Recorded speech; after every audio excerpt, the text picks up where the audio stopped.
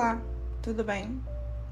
Não sei se você está assistindo essa aula de manhã, de tarde, de noite, no melhor horário que for para você. Então, bom dia, boa tarde, boa noite. Essa aula ela vem do fruto, de desejar a todos um feliz dia do médico veterinário. Nós entendemos que a melhor forma de falar sobre o dia do médico veterinário seria transmitindo aquilo que a gente tem de mais precioso, que é o conhecimento. Então, o objetivo de hoje é compartilhar conhecimento com você, colega médico veterinário, com você, estudante de medicina veterinária, que também pode estar tendo acesso a essa aula.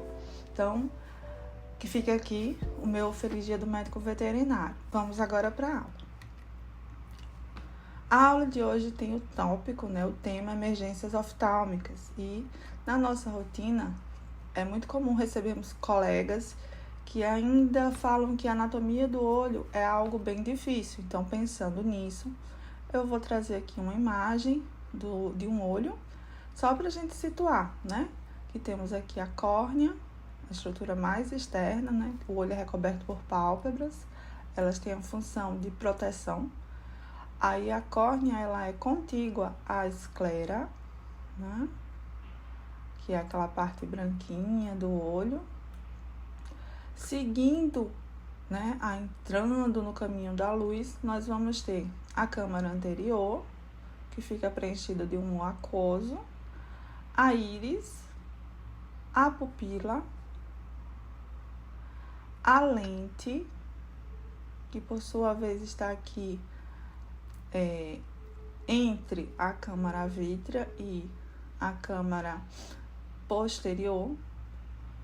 Aqui nós temos o corpo ciliar, aqui fica o humor vítreo na câmara vítrea, que está diretamente relacionado à retina, que por sua vez está relacionada à coroide, a retina que está ligada ao nervo óptico, que por sua vez vai parar lá no cérebro, fechando o ciclo da via visual. Então, anatomicamente, o olho é composto dessas estruturas. Então, numa emergência, a gente sabe que o paciente ele vem de um trauma. Então, os traumas oculares eles podem suscitar em proptose ou úlcera de córnea, ou proptose com úlcera de córnea. Então, pensando nesses dois temas, nessas duas doenças, nessas duas afecções, a gente vai conversar hoje. Então, minimamente, qual é o material necessário para o atendimento em plantão? Um colírio anestésico, uma fita de fluoresceína, uma lanterna e um sistema de magnificação, que pode ser uma lupa daquelas de cabeça, para poder a gente conseguir enxergar um pouquinho com mais detalhes. Então, proptose ocular. O que é proptose ocular? É o deslocamento rostral do bulbo ocular, do bulbo do olho, com aprisionamento retrobulbar nas margens da pálpebra. Então, o olho ele sai do seu posicionamento normal e fica preso por conta do movimento das pálpebras atrás. O diagnóstico é feito a partir do histórico, e normalmente tem um histórico aí de trauma, e aqui a gente fica já para fazer o diagnóstico diferencial, porque um olho que ele está sendo colocado, empurrado gradativamente, esse olho ele não é um olho em proptose, ele é um olho que pode ter um comprometimento por trás. Então, por exemplo, um paciente que tem um tumor, ele pode ter a exoftalmia? Pode sim, que também é diferente de boftalmia. A boftalmia, a gente vê em pacientes com aumento de volume do tamanho do olho. Então, percebam nesse vídeo aqui, o olho está totalmente solto, Não tem mais as inserções musculares que sustentam esse olho. Então, esse paciente foi um paciente politraumatizado, foi um paciente advindo de atropelamento. Então, no exame físico, precisamos fazer a ausculta para descartar pneumotórax, hemotórax e contusões. Temos que palpar o crânio em busca de fraturas aqui da região do arco zigomático, buscar se tem efisema subcutâneo ou não, e realizar o exame oftálmico padrão para que a gente diga o prognóstico desse paciente. Então, naquele vídeo anterior, a gente já sabe que o prognóstico é bem ruim e o animal acabou por perder o olho. Mas muitas vezes não é assim. A gente tem que avaliar o diâmetro pupilar, como é que esse paciente está em miose, se ele tem alguma manifestação de algum tipo de reflexo. Quanto mais informações normais esse olho tiver, o prognóstico será melhor. Então, o diagnóstico diferencial da proptose é o glaucoma, doenças inflamatórias, neoplasias retrobulbares ou intraoculares, que possam nos mostrar que esse paciente está tendo a expulsão desse olho, mau posicionamento. Por que o glaucoma pode nos trazer uma falsa sensação de que o olho está saindo? Porque o olho se torna buftálmico, assim como doenças inflamatórias. Neoplasias, como eu comentei anteriormente, ela pode empurrar o olho e ele se torna exoftálmico. Então, buftalmia é diferente de exoftalmia, né? Buftalmia é o crescimento, exoftalmia é a exposição. O tratamento é cirúrgico, não temos outra opção que não seja o tratamento cirúrgico. E até lá, o que é que a gente pode fazer? Porque o paciente ele chega na clínica e ele não vai direto para a cirurgia. Então, até lá a gente tem que fazer algumas manobras, algumas condutas para levar esse paciente para o centro cirúrgico. E o mais importante do que levar para o centro cirúrgico é eu recordar que o meu paciente ele vem de um trauma, então eu tenho que fazer vários exames antes de resolver a cirurgia, resolver o olho. Porque pode ser que quando eu esteja resolvendo a cirurgia do olho, esse paciente tenha uma hemorragia que não foi identificada e a gente perca o paciente por conta disso. Então, eu vou observar se meu paciente tem dor, se meu paciente tem algum tipo de exudato, se ele está com febre. Vou prescrever no primeiro momento atropina ocular. Existe atropina colírio, tá? Antibióticos. Posso, nesse momento, usar antibióticos parenterais, né, subcutâneo, endovenoso posso, assim como os analgésicos. Nesse momento, eu faço uso ainda do corticoide intravenoso para prevenir que esse paciente venha a ter uma neuropatia aórtica. Diuréticos que podem nos ajudar a controlar o edema.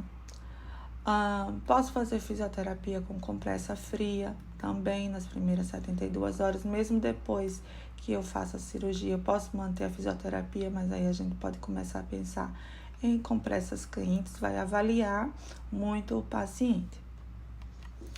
Então, eu vou para a cirurgia, né, de reposicionamento e eu vou fazer basicamente 5 pontos nessa cirurgia.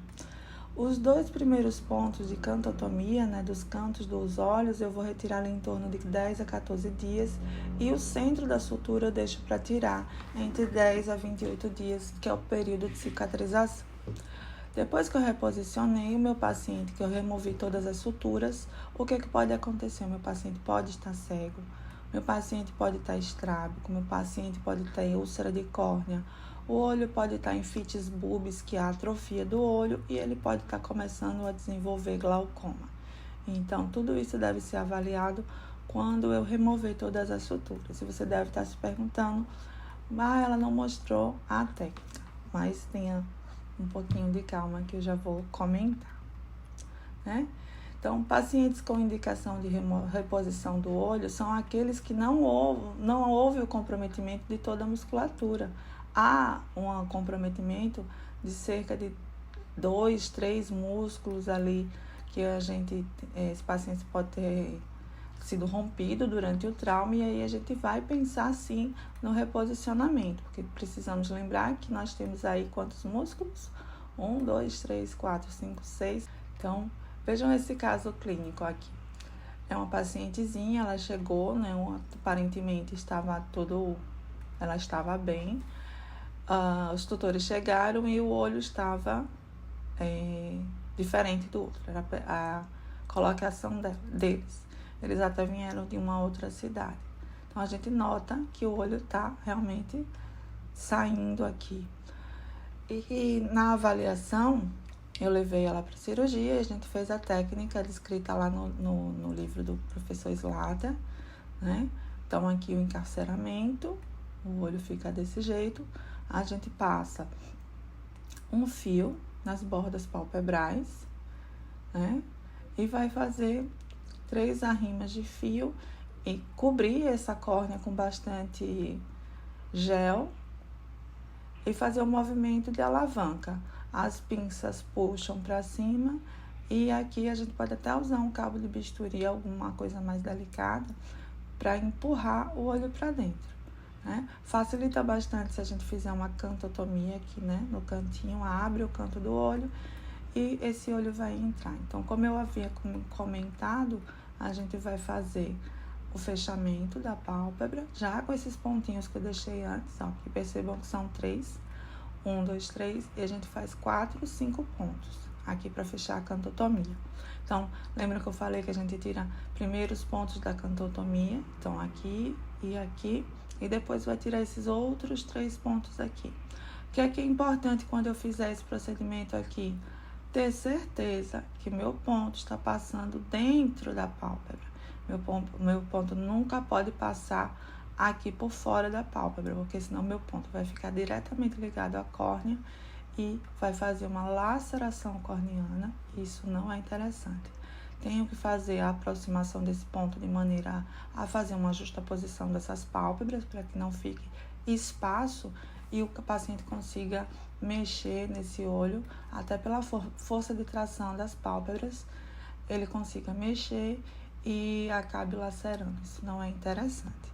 Após a remoção das pálpebras, a querida estava assim, graças a Deus ela ficou super bem. E foi um procedimento que a gente teve a felicidade, né, o sucesso do paciente não ter desenvolvido nenhum dos problemas que são previstos após o reposicionamento. Mas, aqui pra gente lembrar, né, pra gente fazer uma relação, ó, então ela rompeu o reto lateral, pode ter havido uma ruptura aqui do superior e do reto inferior. Mas nem sempre as coisas são tão felizes, né? Esse paciente, ele tem uma importante sufusão, né? Tem uma importante hemorragia escleral. A pupila tem um diâmetro interessante, as pálpebras estão bem traumatizada, tem bastante hematoma, tem bastante laceração. Esse paciente, infelizmente, por conta daquela relação de considerar quantos músculos foram rompidos, ele houve ruptura de todos, a gente indica a enucleação. E nesse dia que fui chamada para resolver esse paciente, quando eu terminei de atender, chegou esse filhotinho aqui, que a mãe tinha mordido a cabeça dele, né? E da mesma forma, o olho estava praticamente feita a enucleação, a gente só finalizou o processo e fez a enucleação. Quando a gente faz a enucleação, é importante seguir, né, o que a literatura manda, mas muitas vezes a parte que a gente não vai conseguir é a difusão aqui, ó. Como a literatura coloca, de difusionar a conjuntiva ali, próximo próximo ao limbo. A gente pula esse passo e já vem para esse aqui, que é a remoção, né, em bloco do olho. Não esquecer de remover as rimas palpebrais e aí você segue fazendo a sutura de forma corriqueira. Um outro ponto que nós temos para conversar hoje são as úlceras de córnea, né? A úlcera de córnea, com certeza, é uma das coisas que mais vocês devem pegar numa rotina de plantão, porque, pelo menos na nossa cidade, ainda não temos um serviço de oftalmologia de plantão. Mas, quem sabe um dia, né? Então, o que causa a úlcera? Trauma. E aqui eu botei trauma / distúrbios do pelo, porque quer queira, quer não, os pelos em distiquias e triquise, cílio ectópico, eles estão provocando ali um trauma. Mas a gente pensa no trauma contuso, né? No trauma ali perfurante, alguma coisa que bateu naquele olho. Corpos estranhos perfurantes, alterações palpebrais também, como entrópio e tumores na margem palpebral. Sim, aqueles tumores que os clientes falam que são verrugas, né? Eles dificultam a distribuição do filme lacrimal e acabam provocando uma erosão gradativa ali. Eu gosto sempre de dar um exemplo de um trinco de um portão, de uma porta. Se ele ficar caído, né? Não ficar bem posicionado, ficar abrindo e fechando aquele portão, em um momento vai riscar o piso. Aquilo ali é a alusão que a gente pode fazer à úlcera de córnea. Pacientes com olho seco, o olho fica tão seco que provoca microfissuras, ou a paciente coça e leva à formação. Edema corneano crônico é uma doença específica, né? Que também é com correção cirúrgica. Pacientes com hiperadrenocorticismo e gatos com ceratite herpética. Podem todas essas condições trazerem o paciente a desenvolver úlcera de córnea. Então, quais são os tipos de úlcera de córnea? A úlcera de córnea, ela pode ser superficial, como nesse caso aqui, é uma úlcera bem pequenininha, mas superficial. Ela pode ser indolente, como nesse caso aqui, né? Esse daqui vocês podem notar as bordas palpebrais meio verde por aqui, ó, da fluoresceína tá verde por aqui. É porque houve uma impregnação de fluoresceína em região estromal. Descementocele, né? A descementocele, que é essa lesão aqui, que é mostrando a última camada da córnea. Fica parecendo que tem uma bolinha formada aqui. A úlcera perfurada, nesse caso, a gente já vê um tecido de granulação. E a complicação, que é o melting, onde há a ulceratomalácia, onde há o derretimento da córnea pela ação de bactérias. Esse aqui é um caso extremamente grave, ele acontece aí num período de 24, 48 horas pela ação do Pseudomonas. Então, o que é que a gente tem de gravidade, né? Pra gente ter uma explicação um pouco mais dinâmica, vamos assim dizer. Temos aqui o epitélio corneano, o estroma corneano, a camada de TCM, que é elástica, e o endotélio corneano, que é uma única camada de célula. Então, quando eu tenho uma úlcera superficial, eu tenho um comprometimento do epitélio corneano. À medida que ela vai se aprofundando, ela vai lesionando o estroma.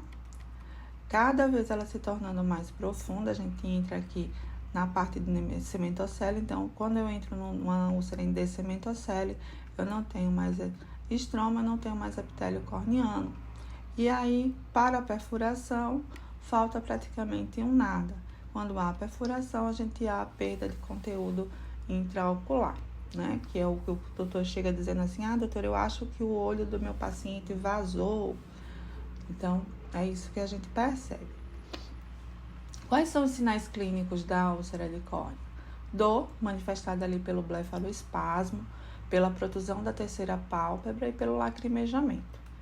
Em adição a isso, eu posso ver miose, edema corneano, que é aquela córnea azulada, acinzentada, hiperemia conjuntival e a fotofobia.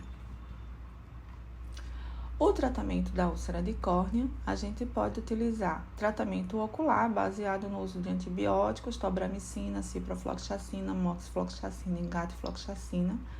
E aqui a gente meio que passa uma barra aqui no meio, né? Aqui para as úlceras menos complicadas, aqui para as úlceras mais complicadas. Midriáticos ou ciclopédicos, a gente pode utilizar a tropicamida ou a atropina. Particularmente, eu prefiro usar a tropicamida.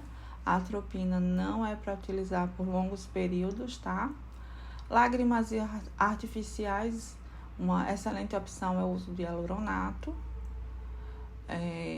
Esse é o tratamento ocular.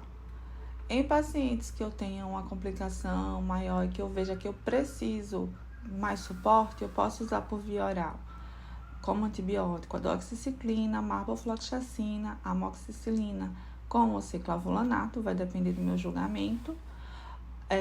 Anti-inflamatório não esteroidal, dá ali uma oportunidade inicial para o meloxicam. Opioides, como cloridrato de tramadol.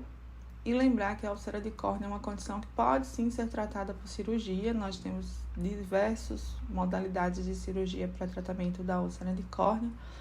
Eu costumo dizer que eu decido o tipo de cirurgia, tirando, óbvio, a úlcera indolente.